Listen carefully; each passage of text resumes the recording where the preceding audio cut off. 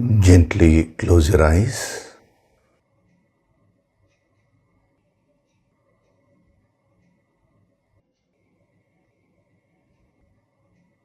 Do deep breathing.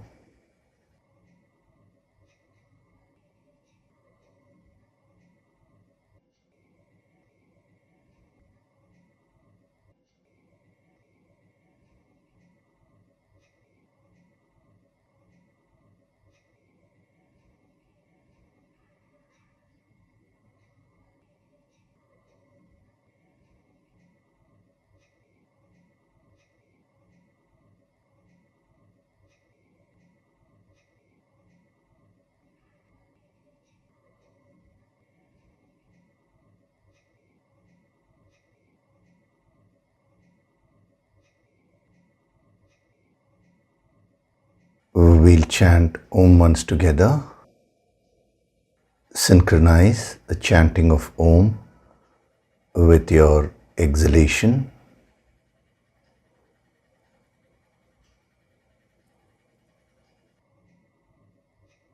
Breathe in.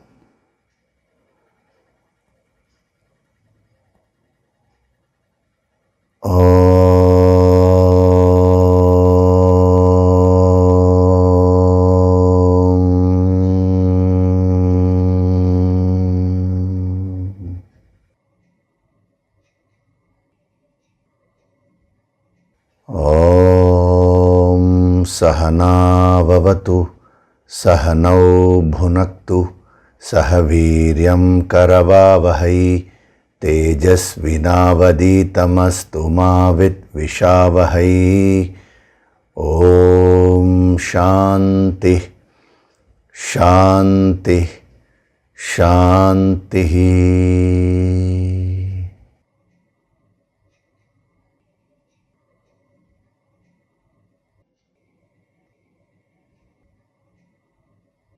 Gently open your eyes.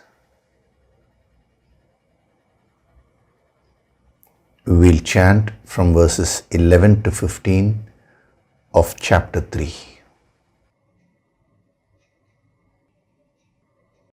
Devan bhavayatanena, Devan bhavayatanena, te deva bhavayantu vaha, te deva bhavayantu vaha, parasparam bhavayantaha, parasparam bhavayantaha, Shreya paramavapsyatha, Shreya paramavapsyatha, Ishtan bhogan hi vo devaha, Ishtan bhogan hi vo devaha, dasyante yajna bhavitaha, Dasyante yajna bhavitaha,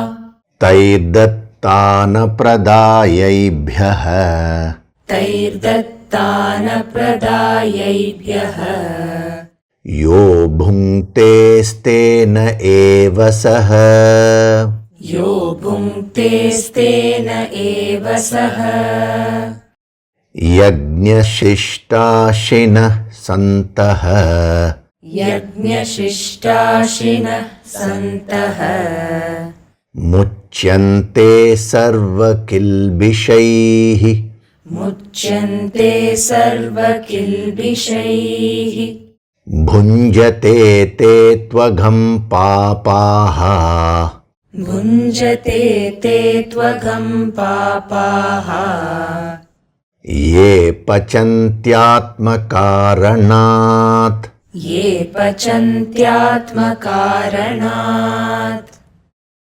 Annad bhavanti bhutani, Annad bhavanti bhutani, Parjanyadanna sambhavaha, Parjanyadanna sambhavaha, Yajnad bhavati parjanyaha, Yajnat bhavati parjanyaha, Yajna karma samudbhavaha. यज्ञः कर्मसमुद्भवः कर्म ब्रह्मोद्भवं विद्धि. कर्म ब्रह्मोद्भवं विद्धि ब्रह्माक्षरसमुद्भवम्. ब्रह्माक्षरसमुद्भवम् तस्मात् सर्वगतं ब्रह्म. तस्मात् सर्वगतं ब्रह्म नित्यं यज्ञे प्रतिष्ठितम्. नित्यं यज्ञे प्रतिष्ठितम्.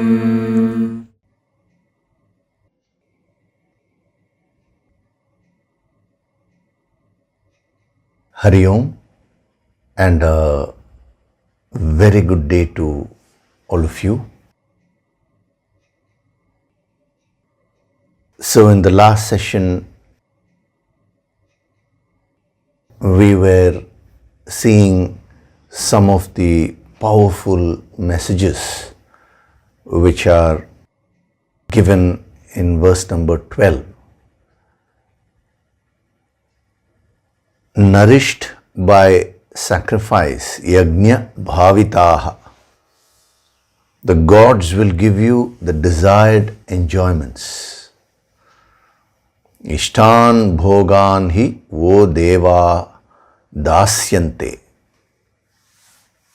They will give you. Now, we saw the three aspects which you need to incorporate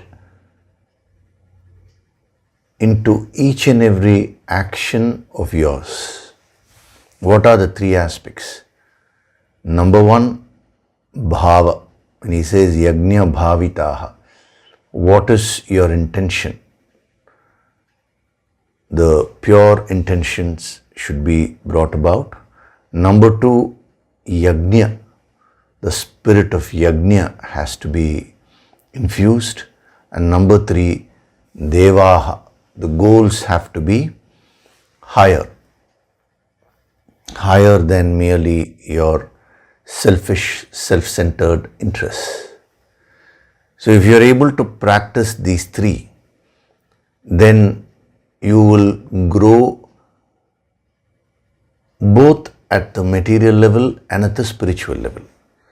So first of all, he is talking about Ishtan Bhogan. See, generally when we talk about yajna, when he talks in the previous verse, we saw Param Shreyaha, the highest good, which is becoming a Sthita Prajna. When we talk of spiritual benefits, the common question which comes into anybody's mind is, then what about the worldly enjoyments? Are we to deny ourselves of all the worldly pleasures? So nowhere in the Shastras it is said that you should deny yourself of worldly pleasures. It is a wrong concept, an imaginary concept, which has been infused in people in a wrong way. What our masters have always maintained is that you can enjoy the world, that there is nothing wrong with that. But they only said, be cautious, don't get lost in those enjoyments. Because the moment you get lost in the enjoyments, you will lose the ultimate purpose, which is self-realization or God realization. That's all they have said.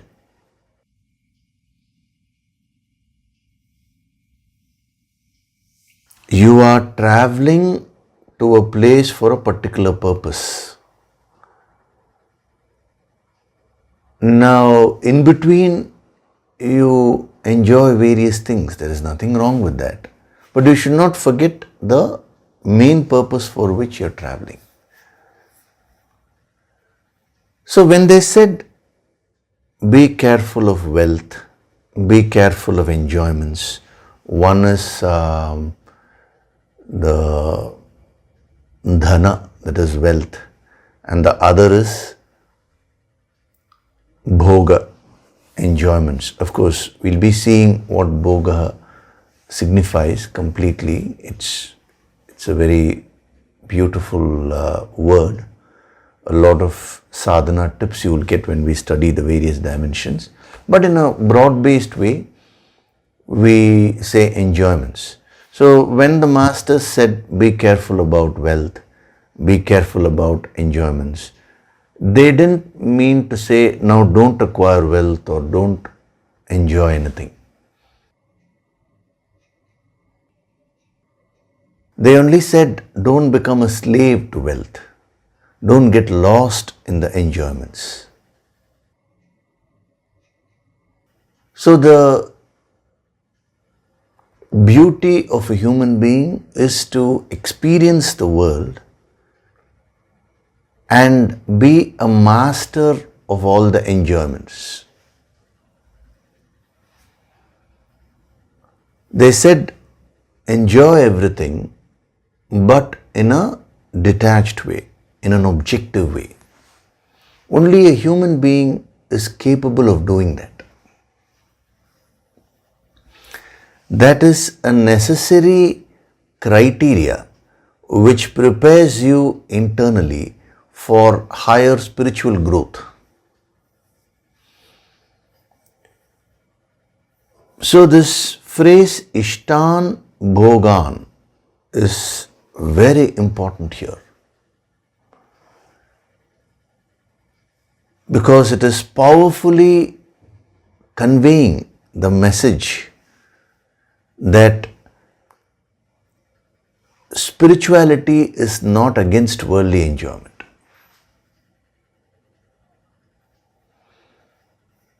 Bhoga per se is not wrong. This has to be mentioned here because many people think Bhoga, the moment we talk of Bhoga, the enjoyment, it is against spirituality. Because it has been wrongly portrayed like that. That is why many youngsters are not taking up to spirituality, because they'll say, wait, first let me live my life, let me acquire wealth, let me enjoy, and then when I finished all that, I will think about spirituality. Why youngsters? Even others, even elderly people have the same idea. Whereas actually the spiritual wisdom helps you to earn wealth. It helps you to enjoy the world, but it ensures that you don't get lost in all this. You don't become a slave, rather you maintain mastery. That is what spirituality is all about. So, even without going into a lot of depth into this verse, just by reading this phrase that the desired enjoyments, Ishtan Bhogan, the gods will give you the desired enjoyments. So we straight away get this message that as far as this ancient wisdom is concerned, they don't consider worldly enjoyments as a taboo.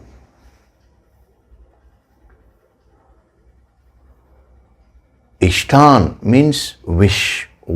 Whatever it is that you wish, you can acquire and you can enjoy.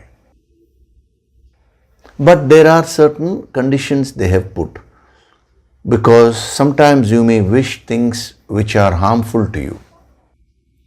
So you need to know what is good for you in the long run, what is good for everyone else also, because you are living in the society, and what will also help you to evolve spiritually. So you need to have all this clarity. Actually, when we did that verse, I think it was verse number 10 or so, where he talked about Ishta Kama Dukh. Is that this yajna is your Kamadenu, the wish fulfilling cow. Ishta Kama was the word used. So Kama means desire. Incidentally, what is interesting is Kama means desire. Kama also means desired enjoyments. Here he is using the word Bhoga. Here he is saying Ishta Bhoga. Ishtan Bhogan in plural he is put, because different types of enjoyments are there. Now we will come to that. So Ishta Bhoga means desired enjoyments. So earlier he said Ishta Kama. You have the right to choose whatever you require, whatever desires you want to fulfill. You need to fix goals in your life. That is Ishta Kama. So Kama per se means desire. Kama also means enjoyments. It would have been very interesting if we had used Ishta Kama again here. He has not done that to avoid confusion. But in many scriptures, sometimes they use the word Kama to mean desire. Sometimes they use the word Kama to mean Bhoga, enjoyments. So that is where you will get very highly confused.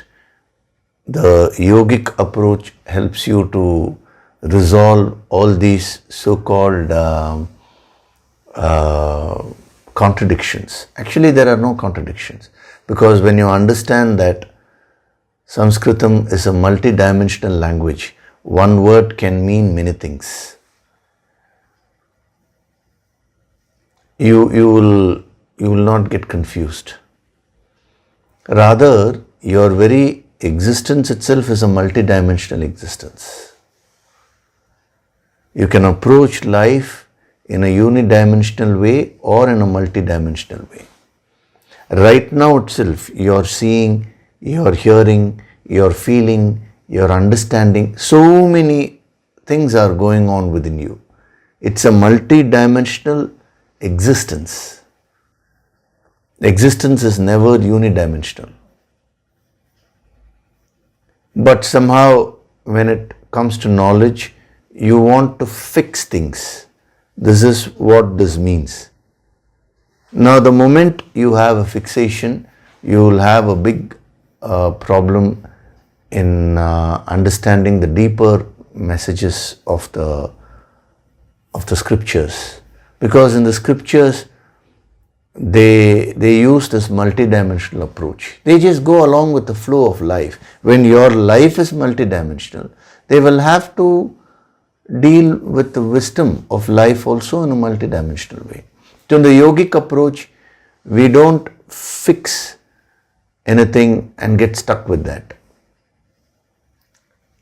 Because sometimes the word karma will be used in one context. Sometimes the word karma will be used in some other context in a different way.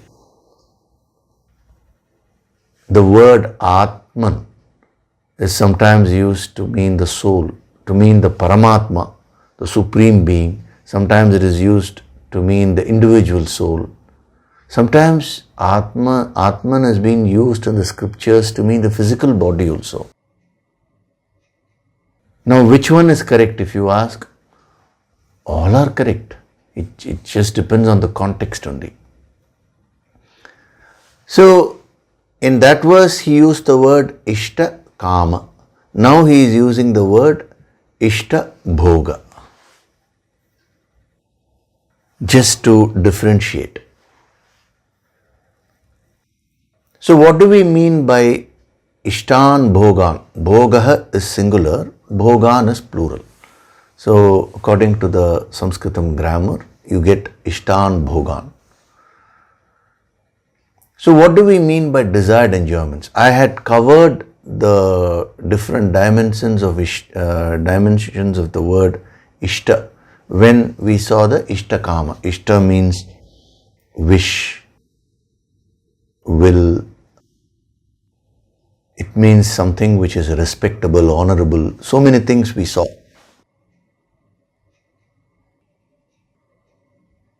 Now, if you are not clear about that, you can go back to that verse and just watch those portions for you to get further grounded. Now, here, the moment we see this phrase Ishtan Bhogan, the first thing that hits you is, oh, so they are not against enjoyments. So that resistance, that subconscious resistance which everyone has about spirituality will go away. See, even when we talk of Bhagavad Gita, what is the general idea? If you tell anyone that I am attending the Bhagavad Gita discourse, it's a session, forget about the healing session and all energy. Even if we take it as a mere discourse, if you say I am learning the deeper principles of Bhagavad Gita, they will say, why do you want to learn it now? We will see it after retirement. Whereas the very background of the Bhagavad Gita is that Arjuna wanted to escape from action. He wanted to retire. He wanted to run away. And Krishna gave him the Bhagavad Gita, the ancient wisdom. And when he heard that, he got back that mental strength to be in the situation and face the world, face the challenges. This is the very background of the Bhagavad Gita. You forget about the deeper principles. If you just read merely the story part, the message is very clear that this ancient wisdom is not about escapism. Self-denial is not spirituality. Self-control, self-mastery is spirituality. So when they said be a master of wealth, be a master of enjoyments, now it has been completely misunderstood as now we should deny ourselves of wealth, we should deny ourselves of enjoyments. So self-denial will lead to frustration. You will become a suppressed personality. Your personality will become suppressed. Your personality will become repressed. It will not flower.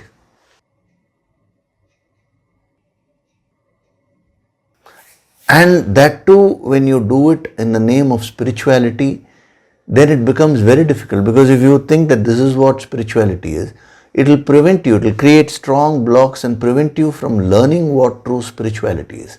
True spirituality is flowering of one's personality, not suppression. So in a span of 3 verses, when he is introducing this principle of yajna, he is using the word Ishta twice.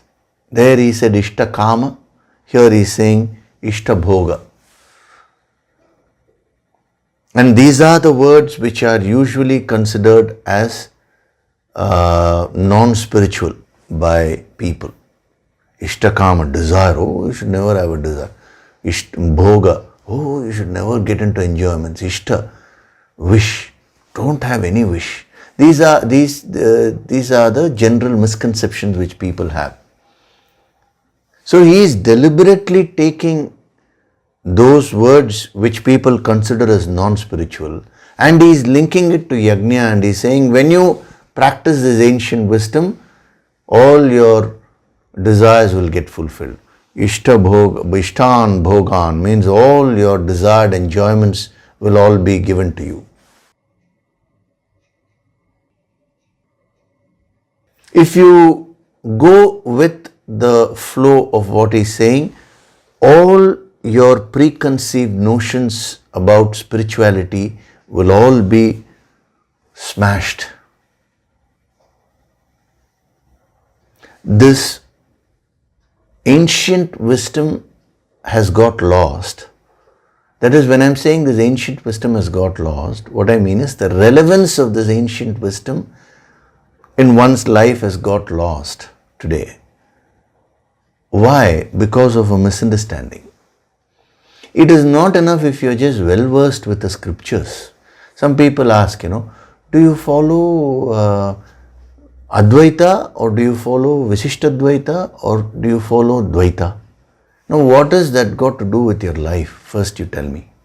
If you merely study these principles, there is Dvaita, Vishishtadvaita, Advaita, anything, as a subject, as a Siddhanta, that is merely as a philosophy, that's not going to take you anywhere. You will only know more things, but your inner life, your mind will be completely not under your control.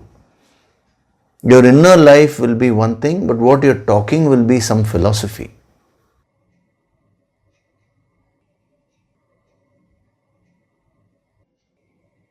So, when you consider wealth and enjoyment as wrong, number one, you will become suppressed. And number two, what will happen is, when you become suppressed, an inbuilt frustration and anger will develop.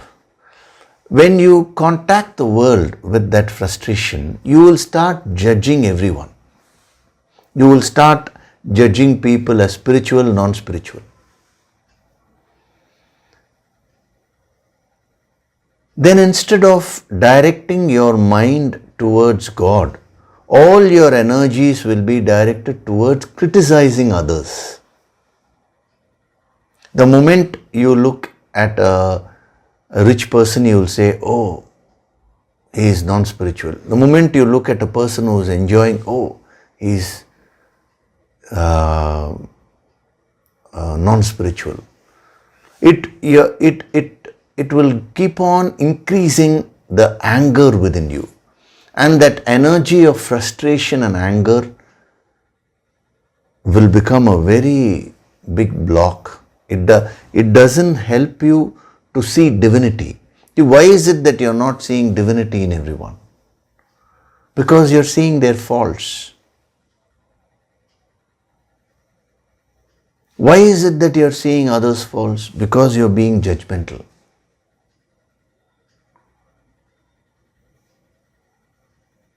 And why is it that you're being judgmental?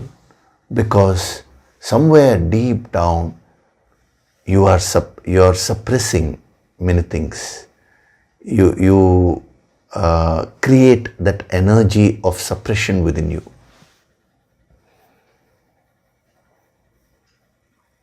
So the moment it is said that self-denial is not spirituality, now your mind may understand the other extreme. Oh, does it mean I can do anything I want? Ishtan Bhoga, he says, whatever it is that you wish.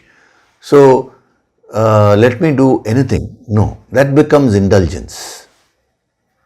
See, on one hand you have denial, which is also not spirituality. On the other hand, you have indulgence, which is doing anything which you want without any discipline, without any rules. That is a very dangerous situation. Because a tamasic person, when he reads these kinds of statements, Ishtan, Bhoga, the ancient wisdom is not against enjoyment. I can enjoy anything which I want. Let me just take up drugs, let me take this, it will understand it in that way. This is not to be used as a justification for your indulgence. See, when we talk of Ishtan Bhogan, there is an inherent discipline. He is talking of enjoying the world without losing your fundamental mastery or control.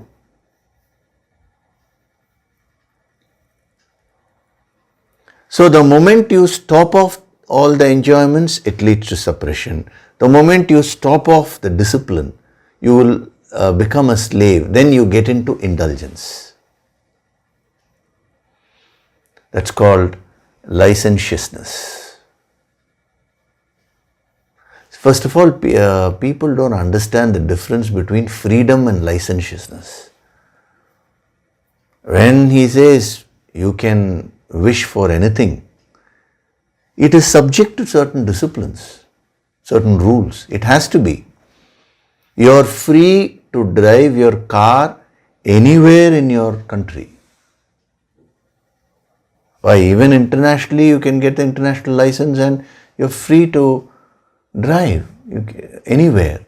But it is subject to certain traffic disciplines, traffic rules. If those traffic rules are not there, then it will become licentiousness. It will lead to a lot of accidents and chaos. You can't say, I have the freedom to drive anywhere I want, so I'll not follow any rules. And you go anywhere according to whatever you wish, you will definitely meet with an accident. So, Ishtan Bhogan, when he's talking of Ishta, it's a very important word which I want you to pick up as a sadhak. Ishta is in the center. It is neither suppression, that is denial, nor is it indulgence, which is licentiousness. So when you drive a car, it is said you have to follow certain rules. You just can't drive according to your own rules. The moment it is said that, some people misunderstand it as, oh, car driving is very dangerous, let me not drive the car at all. Then you're going to this extreme. So the word Ishta actually puts you right in the center, because Ishta means desire, number one. It also means wish. Wish arising out of your will, consciously generating a desire because you say, this is what I want to experience, this is what is required for me. So it implies being centered. The moment we talk of karma, it means there is no control. The desire which goes out of your control is called karma. See, the problem is, Ishta also means desire, karma also means desire. So, Ishta karma means Icha. Sometimes they have used the word Icha. So, it means desire by will.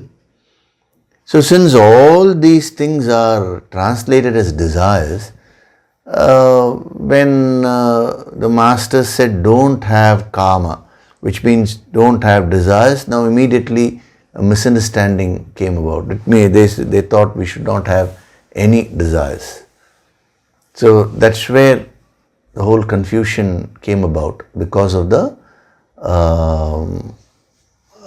translation. So the yogic approach helps you to go deep beyond these limited translations and get the real essence of what our masters are giving. So, Ishtan Bhogan. Before we get into that Bhoga, first of all, Ishta, I want you to absorb that energy of Ishta. Ishta means desire by will, not karma, not mere karma. So that puts you right in the center. So how do you practice it in your life? From this moment onwards, you should not get into karma, the state of karma which is becoming a slave to your desires, nor should you get into a state of self-denial. Ishta means being in the center. Having your desires under your control. Having a mastery over your desires. Desire by will. It is your willpower which puts you right on top. The will gives you that power in life. That's why it's called willpower.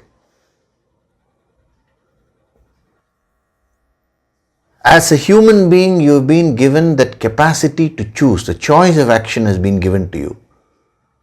What gives you that choice of action? It is your will. When you exercise your will, now you will start living up to the true potential of being a human being, because you will start choosing things instead of becoming a slave to your own desires or becoming a slave to the world. The next step is that only. That is what is covered in Bhoga. So, the word karma was used a couple of verses back. Now here he is using the word Bhoga, but he is defining both by using the word Ishta before that. See, it's a very carefully planned, structured phrase. If he merely uses the word karma, you will definitely misunderstand it as indulgence. If he merely uses the word bhoga, you will get lost in that. If he doesn't use these two words, now you will take it as self-denial. When I say you, that's how the mind will understand it. So how to bring you into that center? That is where it's an ingenious method, which he has used by bringing in this word Ishta. So when he talked about karma, he used this prefix Ishta, Ishta Kama. Now when he is talking of Bhoga, again he is using this prefix Ishta Bhoga. So that word Ishta is the key there, because that keeps you centered. If you want to practice the principle of Ishta in life, you should ensure that you don't go into these two extremes. Indulgence on one hand and self-denial on the other hand. You should avoid both these extremes. This is what Lord Buddha, he called it as the middle path. If you take Buddha's life, now initially he was in complete indulgence as a prince. His father encouraged that, because when he was born, the astrologers who saw the child's horoscope, they said he is an avatar. He is born to be a ruler. But whether he'll be a ruler of the world, in the sense a king, or whether he will become the ruler of the spiritual world, that depends on his choice. He's got the potential to be the ruler. That is what he is essentially. Because he was an avatar, no? He was an avatar of compassion, karuna.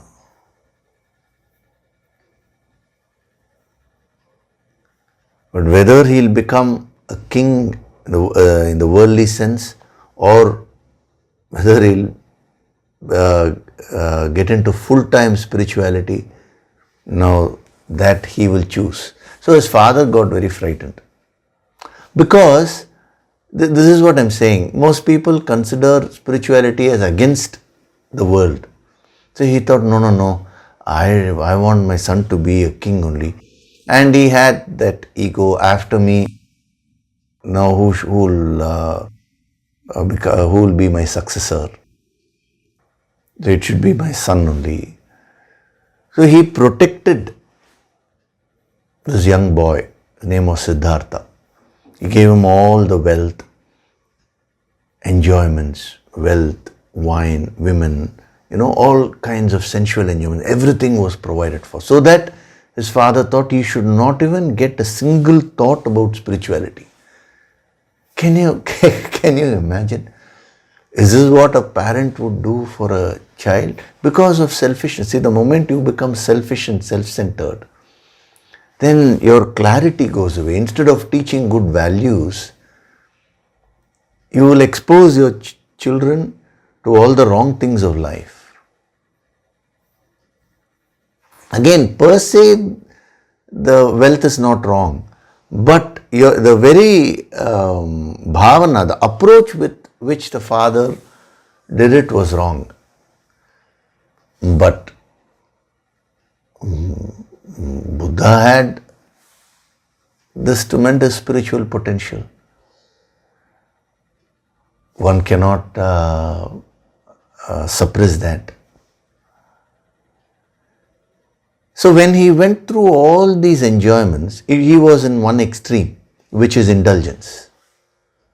And then he got the higher spiritual calling when he saw 3-4 experiences, when he saw somebody deceased, when he saw an old person. Oh, this body will become old. I will also become old. Disease will come to this body at some point. I will also die. All these things affected him tremendously. Then what is beyond all this? And he found a yogi who was sitting and meditating very peacefully. Oh, I want to become like him. So in search of truth, he left everything.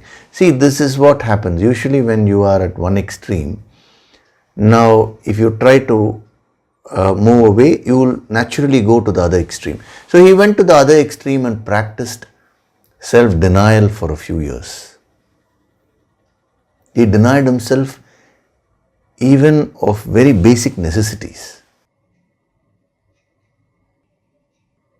And when he did all those practices, which was severe austerities, he found that that was not helping him to grow spiritually. So he was wondering, what should I do now? And he got connected with the Guru Shakti. Even though he didn't call it as Guru Shakti, see, when you're seeking something genuinely, you automatically get connected to the Guru Shakti. So he required guidance. He sought guidance. What should I do in life? I have seen one side of life which is all the pleasures also I have seen. Now I have seen the other side, which is I have completely denied myself of everything. That is also not helping me. So what should I do now? When he sought guidance, the divine Guru Shakti guided him. When he was, when he was in the banks of the river, he saw, he happened to overhear someone who was going in the boat, and in the boat, a student was being taught by the teacher as to how to tune the instrument veena, the stringed instrument. So the teacher was telling the student, you should neither tune those strings in a very tight way. It should neither be too tight nor should it be too loose. It should be done in an optimum way. And when Buddha heard that, immediately he sat and started meditating. This is the divine guidance which was given to him. Neither too tight nor too loose. Too loose means indulgence. Too tight means self-denial. It should be in the optimum way, middle path. That is when he discovered the middle path. He had fasted for many days, and that day he went and he accepted food from a lady and consumed that. There were many others also who took the inspiration from Buddha, and they were also practicing. They all thought, oh, Siddhartha has left his tapas, he has left his austerity. He was not bothered. It was an inner quest. He discovered the truths of life. So neither too tight nor too loose. Then what is it? Ishta, the middle path. You wish, but your desire does not go out of your control. What a brilliant word they have used, If you can get into the spirit of it and if you can feel that energy, it will make you a very powerful sadhak. Because if you observe your life, you're all the time going to this extreme or that extreme. You either indulge or you deny yourself. One of the two only. As a sadhak, you need to master this principle of middle path.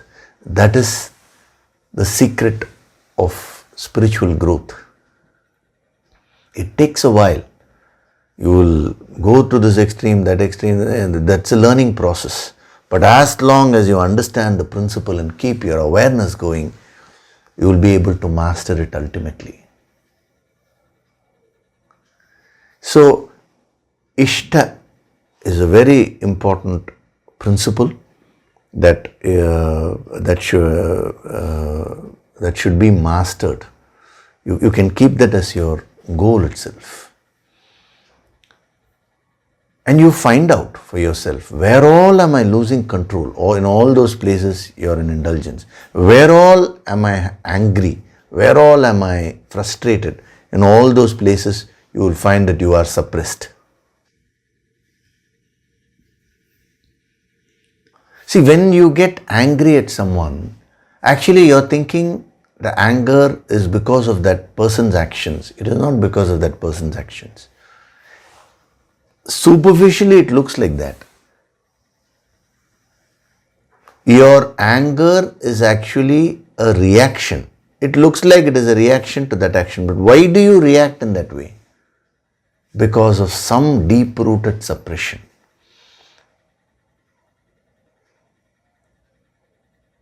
So you should be careful when you're doing sadhana. Sadhana should not cause suppression. Actually, sadhana helps you to sublimate, to release all the negative factors.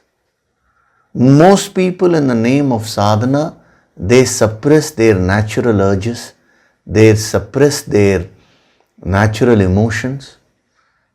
See, the moment we say anger is harmful, now you just kind of suppress all that anger. Now that will burst someday. We are not talking about suppression. You should learn to release. See, how do you put Ishta into practice? When you're doing your daily Yoga Sankirtan sadhana, now one by one start releasing whatever you have stored within yourself, whatever impressions you have stored within yourself, they will all come out one by one. Start releasing them. If you either suppress or if you indulge, either way you will only get lost. You will become a slave to that emotion. Whereas when you learn this science or art, any way you can use, when you learn this art of releasing, that is when you're truly getting into the realm of this middle path, Ishta Bhoga, as he says.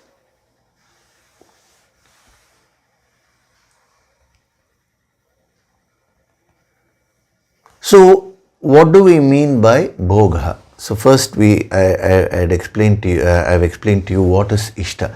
Earlier also the same Ishta was explained to you when we saw the Ishta Kamaduk, but now one more dimension has been given. The relevance of Ishta in your sadhana has been given from a totally different angle, which is the middle path. And this should be practiced with respect to Bhoga, all your enjoyments. Actually, Bhoga means experience.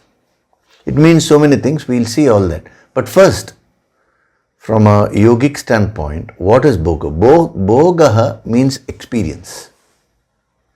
Enjoyment is one kind of experience. But since we commonly use Bhoga as enjoyment, we have translated it as enjoyment. But actually Bhoga means experience. So in all your experiences, you should apply this principle of Ishta. Ishtan Bhogan. And why in plural? Because your enjoyments are varied. There are different types of experiences which you get in life. You get physical experiences, sensual experiences. You get emotional experiences. You get intellectual experiences. Actually, your whole life itself is called Anubhava Dhara in Sanskritam language. Anubhava Dhara means, Anubhava means experience, Dhara means flow. Your life is nothing but a flow of experiences. If your experiences are happy, your life is happy. If your experiences are sad, your life is sad. If your experiences are dynamic, your life is dynamic. If your experiences are dull, your life is dull. Your life is defined by your experiences. We can say an experience is a unit of life. Just as in a physical body, we say the cell is a unit of the body. Similarly, an experience is a unit of your life. So if you ensure that every experience is wonderful, your whole life will become wonderful. That is why our yogis define life as Anubhava Dhara. What is your experience? What is the flow of your experiences?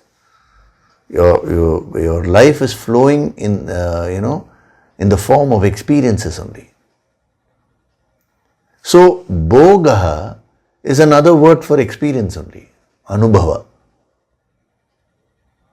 So Ishtan Bhogan means Ishtan experiences, those experiences which you wish for. So what our yogis are saying is that you have come down from the infinite, you have incarnated in this planet Earth in order to experience many things. So it is your primemost duty to first choose, to decide what you want to experience in life. There are the Bhoga means varied enjoyments are there, varied experiences. Enjoyment also will be taking it up because what are the different kinds of enjoyment. First of all, when you take this dimension of Bhoga, it helps you get centered. It helps you follow the middle path. So when you are going through these varied enjoyments, first thing is you need to choose. Ishta means choosing. What is it that I want to experience in my life? Have you ever thought about your life in that way? No. You just go according to your past flow. But if you want to master your life, if you want to master spirituality, it starts off with deciding what is it that I want in life, what is it that I want to experience in my life.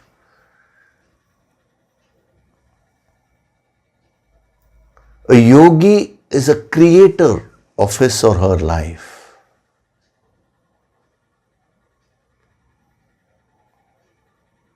That is why the great master said, what is it that you want? Tum chahte kya ho? Enna venum ungalku? Many people ask for appointments. They say, sir, we want to discuss. I always tell them, you first see the Sunday discourses for a while. Then you send me a mail. What is it that you want to discuss? Many of them don't do that. See, even that small test, they don't pass. But after that, when they send a mail, it is always focused on the problems. This is a problem which you have, this is a problem which you have, this is a problem which you have, this. Then I ask them, okay, all these are your problems. These are the things which you don't want. Now tell me, what is it that you want? And I know. Tum chahte kya ho? If I know more languages, I'll put it in other languages. Unfortunately, I don't know other languages like Japanese, Chinese and all these. If you want you translate that statement in as many languages as you want. But there, it should get into your system. As the Jivatma, as an incarnation of the infinite, you should ask yourself this primary question.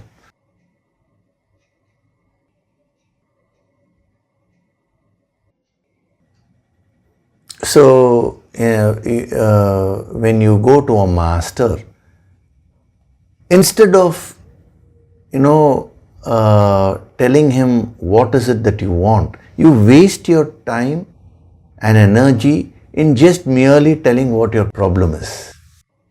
See, you want to be caught up with the problem. Now, what these masters are saying is, yes, you're facing a particular problem. Now, if you want a solution, you should ask yourself, what is it that I want? This is Ishta. Sir, I am having this pain, I am having this disease. What is it that you want? I want health. See, you have to define it in positive terms. And it is not merely a verbal expression. You'll have to feel it. You'll have to seek it. Seeking will make you a powerful sadhak. We use the word seeker, no? Whether it is with respect to God or whether it is with respect to the world, you should first know how to seek. All your energies are focused on whatever you don't want. So, the principle of Ishta should be applied in your life. What is your life? Anubhavadhara, Bhogan. He is using the word Bhoga in plural, which is a kind of, we can say, summary of that phrase Anubhavadhara. Varied experiences. So, as a part of your spiritual sadhana, you should now start fixing goals. What are the various experiences? I have experience at the physical level. So, what do I want to achieve at the physical level? See, why would you want to do, why would you get the motivation to do yoga or kriyas and all that? Exercises. If you don't have any goal with respect to the physical body, you will not be motivated. So, in all the varied enjoyments, what is it that I'm going to choose? You have the power to choose. You have the power to create your life.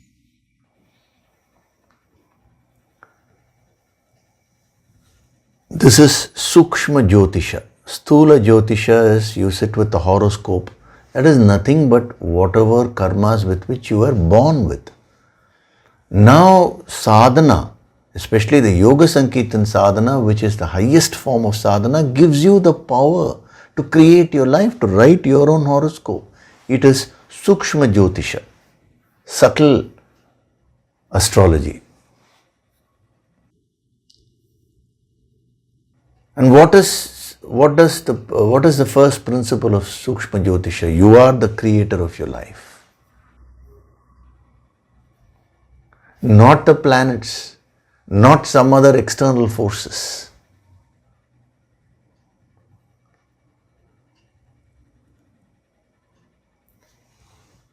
Absorb this fully into your system. Let it penetrate and go into your soul, so that you come out of this all the limiting thoughts, and limiting beliefs. I cannot do this, I cannot do this, I cannot achieve this, I am nothing. Those are the things which are actually pulling you down.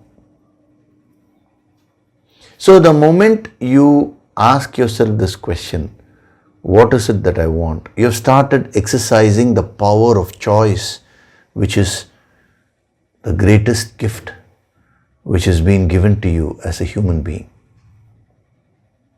And when you consciously start exercising your will, then you are ensuring that you will be in the center. Whatever be the nature of experience, Bhogan means varied experiences, whether your experience is physical or emotional or intellectual or anything, it does not matter.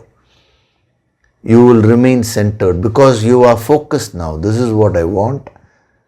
So the moment you ask yourself, what is it that I want, you're not only fixing the nature of the experience, you're also fixing the quantity. You will know where to stop. You will never, for example, if you're eating, you will never overeat. You will know where to stop. You will not shy away from an experience which is required by you. Neither will you get into indulgence. The power of will help you to be centered and travel in this inner journey of the middle path. The mind wants to slip and go to one of the two extremes, but it is your will which will keep you centered. So, Ishtan Bhogan, that is when you consider that dimension of Bhoga, which means experience, it gives you a comprehensive sadhana for your life. Sadhana principle is derived from that. So, Ishtan Bhogan, when we take Bhogan to mean varied experiences, because it is in plural, so what does it mean? Willful experiences, those experiences which you choose. Then you are no longer a victim of your past. You start awakening the inner powers from within you. These are all basic steps towards spirituality. Unfortunately, this is not being taught today. In the name of spirituality, only weakness is being taught. The Bhagavad Gita is meant to make you very strong. Arjuna became weak with his emotions. See, even if you take Arjuna's life, till that moment where he asked Krishna to take the chariot between the two armies and all that, he was in one extreme. I am going to fight. I will conquer these people. The moment he faced the situation, he was unable to handle his emotions. Now he went to the other extreme. He wanted to withdraw from the battle, get into inaction and run away. And Krishna tells him, no, you have to be in the middle path. Placing the chariot between the two armies, right in the middle, right in the center, that itself is indicating this principle of middle path only. You are neither here nor there, you are right in the middle. So before giving the Bhagavad Gita, Krishna carefully took the chariot and placed it right in the center. It's very symbolic. It is only when you are in the center that you can do your sadhana effectively. You can receive the higher wisdom of the Bhagavad Gita. See how each and every aspect of our Shastras, that is so significant, So, Ishtan Bhogan means being centered and experiencing everything in the world. That centering is the key there. So when you do like that, you will start completing your experiences. And as you start completing your experiences, you will automatically start asking, what is beyond all this? Who is God? What is that infinite? So as you start completing your experiences, your desire for the infinite, which is called mumukshatva, an intense desire for liberation, will also simultaneously start developing. When you don't complete your experiences in life, the mumukshatva will only be verbal, or on paper you may write, I want to experience God. But what does it really mean? Are you seeking God from the deepest core of your personality? So this sadhana of Ishtan Bhogan choosing your experiences, being centered on all your experiences, that prepares you for the highest experience. Because when all your experiences are completed, at that moment you will seek God 100%, because no frittering away of your energies. I've seen what the world has to offer to me. Now I want to know what is beyond all this. And at that moment, you will enter into the deepest point of meditation, the deepest point of that inner silence, and you will become enlightened. You will become a Sthita Prajna. That's what happened to Buddha. That's what happened to Mahavira. That's what happened to all the great yogis and siddhas. It doesn't matter where they were or what were their external practices and all that. The inner awakening is the key here.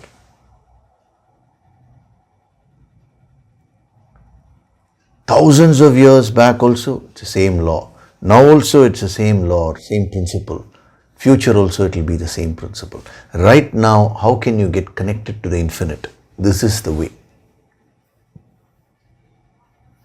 So the daily Yoga Sankirtan sadhana will help you to release all the unwanted factors from within your system, so that you remain centered in all the various experiences which you go through in life. Bhoga, Ishtan, Bhoga. You will complete all the experiences and you will start directing all your energies towards the infinite. This is the true meaning of that verse, no? Where in chapter 18 he says, Sarva dharman parityajya mamekam sharanam raja. Sarva dharman parityajya means relinquish all your dharmas. Mamekam sharanam raja. Mam means the infinite. Just surrender. Sharanam means sharanagati is a very powerful principle. When can you do that? Only when you practice all this. When you complete your experiences in life, that is when you can surrender fully. You can complete. You can practice the principle of Sharanagati with respect to the infinite. It's relative. To the extent you start following this, to that extent you will be able to do that.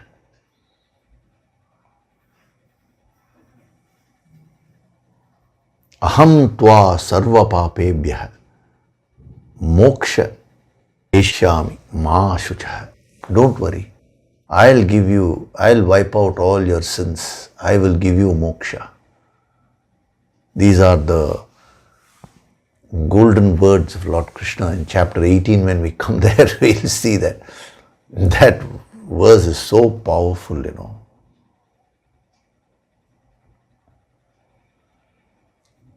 But when is it that I can give you? He says, only when you give up all the negative factors, everything which you have stored, and you surrender completely to the infinite.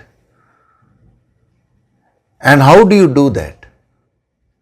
Sarva dharman parityajya mamekam. How do you achieve that? That's what he's saying here. Ishtan bhogan. By going through the varied experiences of life in a centered way. The moment it is kama, it is indulgence. The moment the other extreme is, it is self-denial. You cannot complete any experience through suppression or through indulgence. When you indulge, your desires will go on increasing. When you suppress also, your desires will increase. If you say, don't do this, then only the mind will want to do it more. Okay, keep on doing it, then again the mind will indulge. The middle path is the key. So, Ishtan Bhogan means using your will and choosing to be centered in all the varied experiences of life. So I want you to reflect on this powerful principle. We'll stop with that today. Next session, I'll give you more dimensions of Bhoga. Because without this fundamental understanding, to get into the other dimensions actually make no sense. You will understand it as one of the extremes only.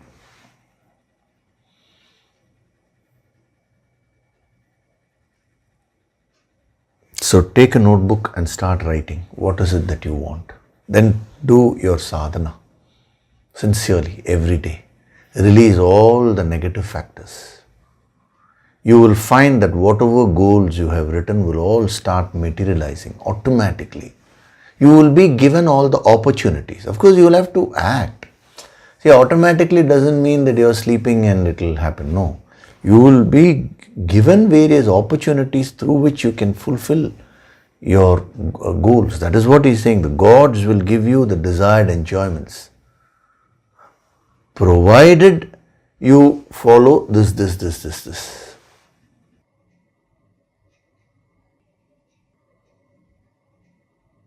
Means nature will give you enough opportunities in life for you to fulfill and complete all your experiences.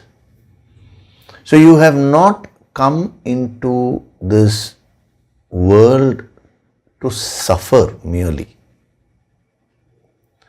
You have come into this world to complete your experiences and reunite with the infinite. Immediately, one question will come into mind. Why did I come out of the infinite first? Having come out now, this principle is being given to you. Now, why did I come out of the infinite means you're asking the primary question. For that, when you're a part of the creation, you will never be able to get an answer to that primary question. It is only when you realize the self, when you become one with the infinite, that question can be answered. Because any other answer can be given. But you will have 10 more questions with regard to the primary question. Why did I come out of the infinite? If we say ignorant, who is ignorant? You will ask. Does it mean infinite became ignorant? Then how is it infinite? So many questions will come. So these are all just intellectual answers. It will not help you. The moment you ask, why did I come out of that? Oh, let that be a motivation factor. I want to find out the answer to that.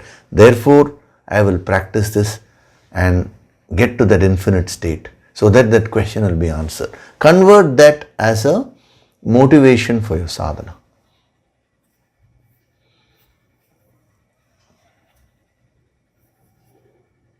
Okay, so we'll stop with that today. Use this principle to examine your own life and determine what is it that you want. And start building that awareness. Where all am I losing that, losing my balance? I'm moving away from the center. Just start building that awareness. Automatically, the Yoga Sankirtan sadhana will start helping you to release all those factors which are pulling you away from the center. Okay? So before we do the Nididhyasana meditation, I will take up some questions.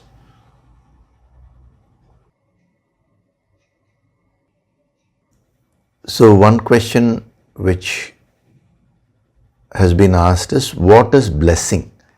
My understanding is that everything that I am receiving is a blessing. As you said, even the physical body is a blessing. Every opportunity to develop is a blessing.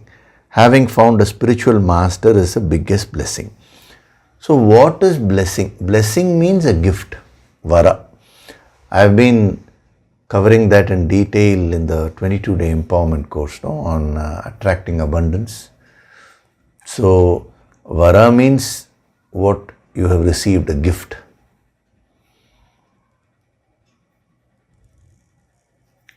So, when it is said that you should bless yourself, it means you should wish for the welfare of yourself. Bless others means you should wish for the welfare of others. The other things which you have mentioned about the physical body is a blessing, every opportunity, then having found a spiritual master is a blessing, is the biggest blessing you have said. Yes, these are all various manifestations of blessings.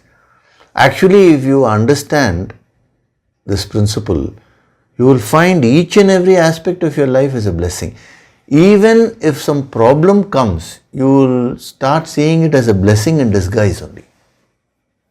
It is this problem is coming to me to teach me something so that I can move to the next level.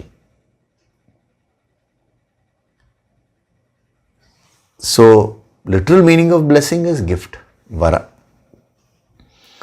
The next question which has been asked is, what is grace? See, grace is nothing but the energy. I'm sure you're talking about the higher grace, the divine grace, here.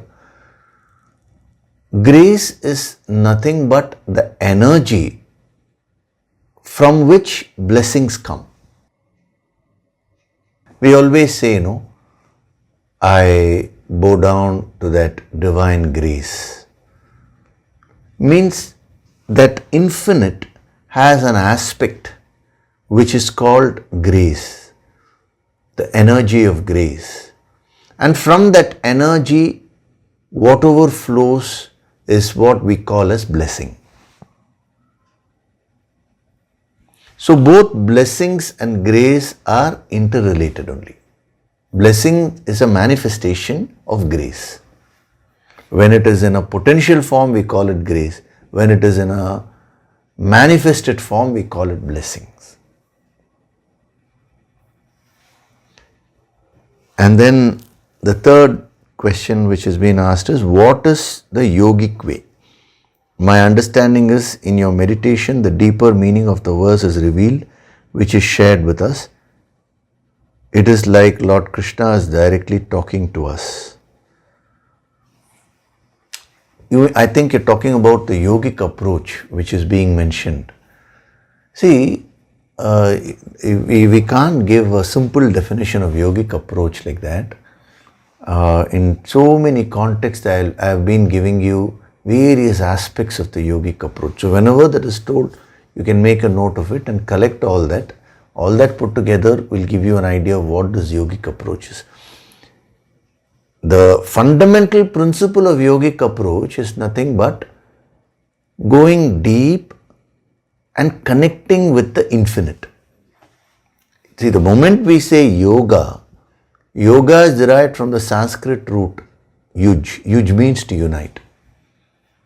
That which helps you to unite with the infinite, that is called yoga. Any practice which helps you to unite with the infinite.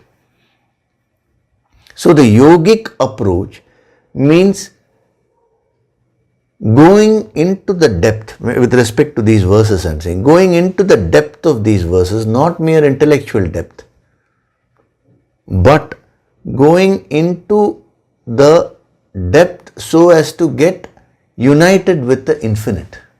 That is called the yogic approach, for which you have to get connected with the energy behind these verses, not mere intellection.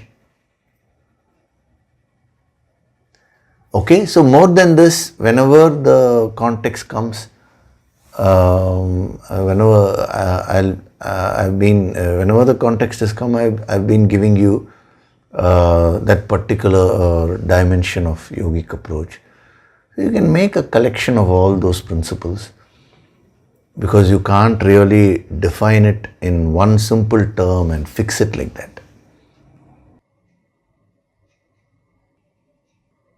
Actually, when you master the yogic approach,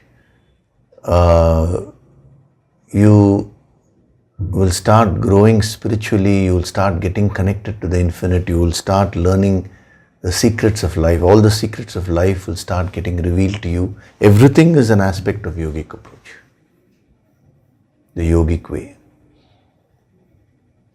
When we talk of Ishtan Bhogan, that is also living your life in a yogic way, being in the middle path and going through the various experiences of life in a centered way, being centered and functioning in life. This is also a yogic way only, because it helps you to get connected with the infinite. So a true master will convert everything into yoga. Even Bhoga becomes yoga for him. Even if he is going through some enjoyment in life, let it be even a sensual enjoyment, he will convert it into yoga. He will convert it into yajna.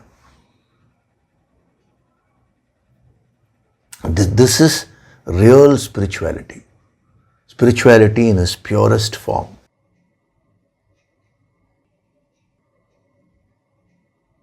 Okay?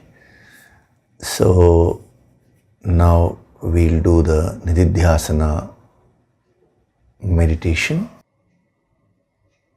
I quickly covered 3 questions. I've not really covered them in detail because see, if I get into the detail of all these questions now, I require more time for that. That's why I just gave you the gist. But those detailed points are anyway being covered when we are going into the depth of the verses.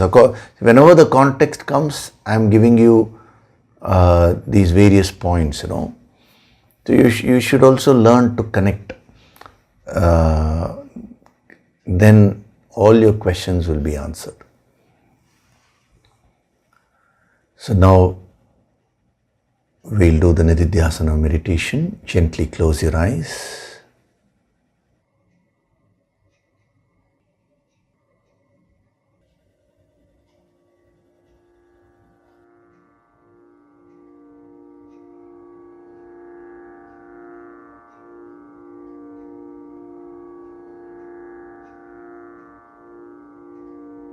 Do deep breathing.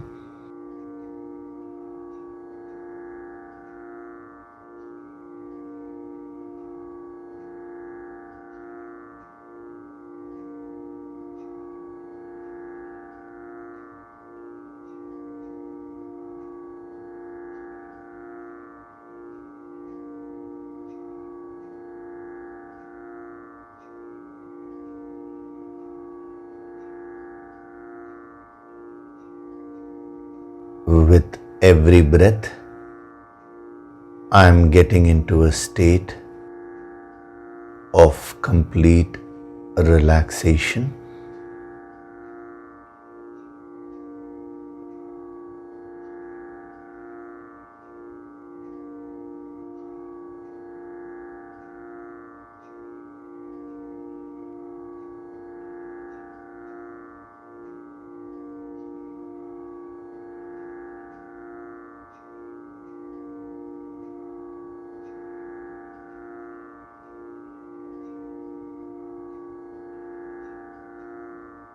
Feel the divine vibrations.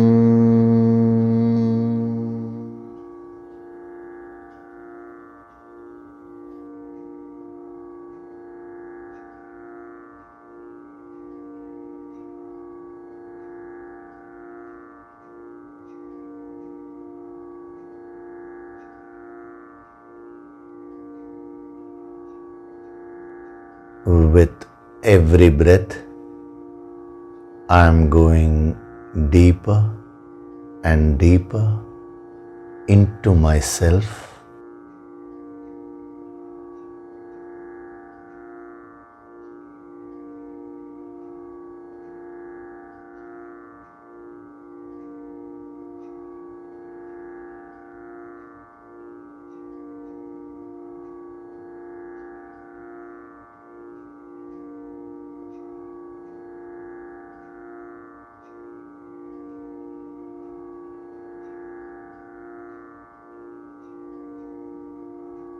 I am not this physical body. I am not these various emotions and thoughts. I am that Supreme Self which is infinite and divine.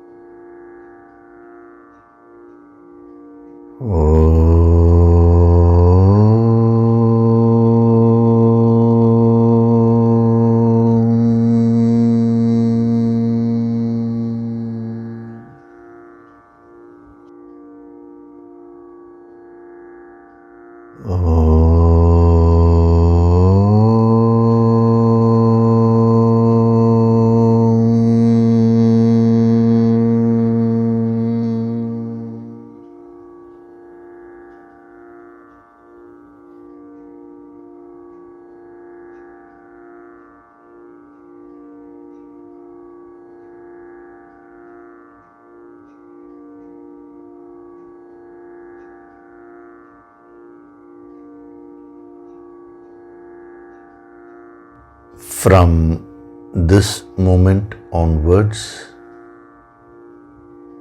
I choose to be centered in all my experiences.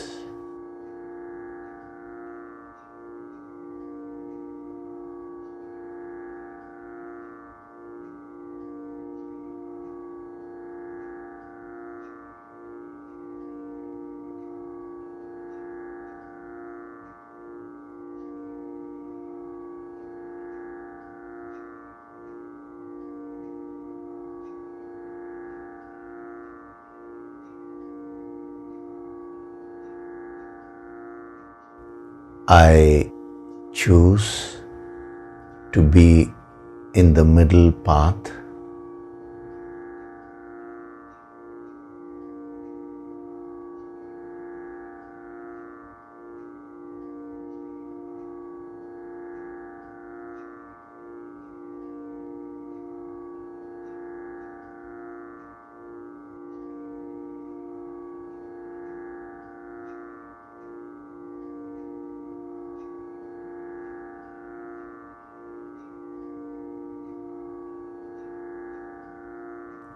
I am Swayam Prakashit, self-illuminating.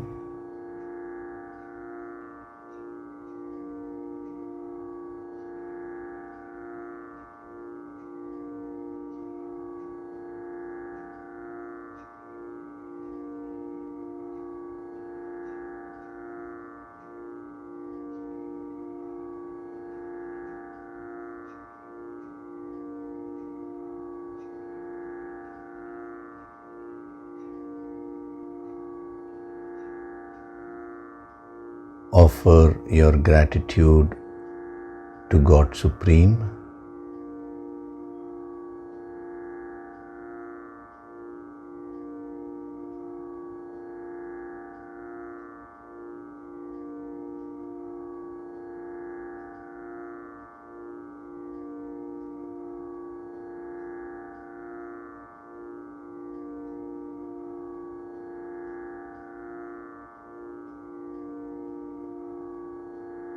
offer your gratitude to your Guru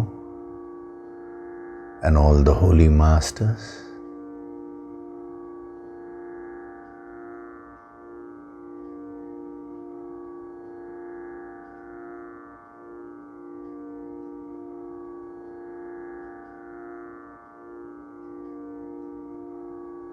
Slowly come back. Wriggle your fingers, your toes. Rub your palms together to create a warmth.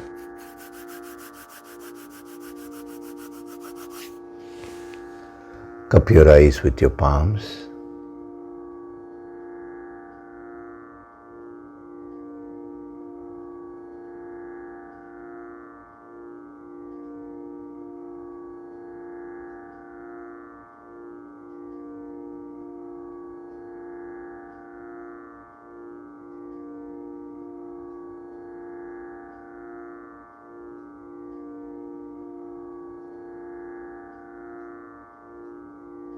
Gently rub your eyes, cheeks, forehead, top of the head, back of the head and neck. Slowly open your eyes.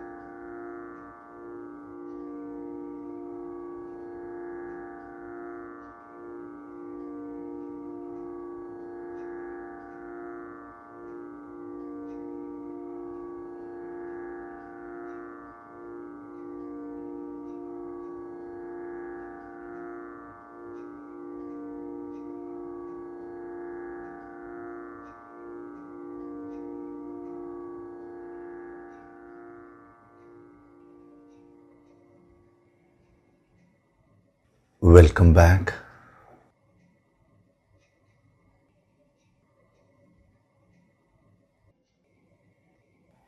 So it was a very powerful session we had today. The principle of Ishta,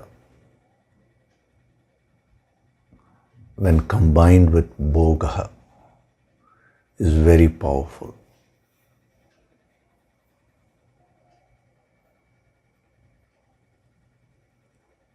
That actually defines your sadhana, if you think about it.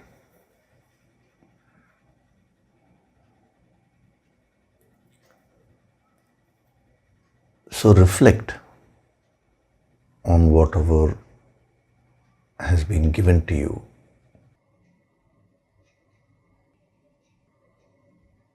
And start examining your own life.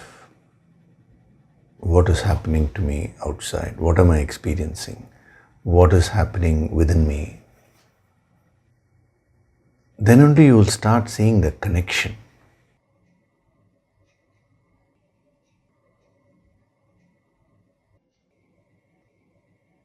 Okay?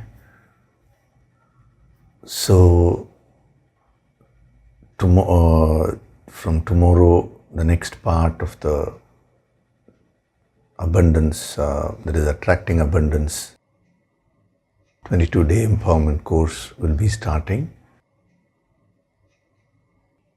Very, very powerful and practical tips will be given to you regarding wealth. How do you deal with it? How do you create it in a spiritual way?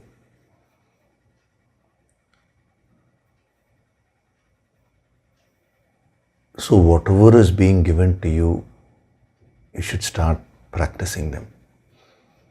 All the questions which you are sending pertaining to the 22-day empowerment course, that will be dealt with in the final session. when we are going to have the healing to balance all the energies and all that. Okay? So I'll see you in the next session. Thank you very much. Hari Om.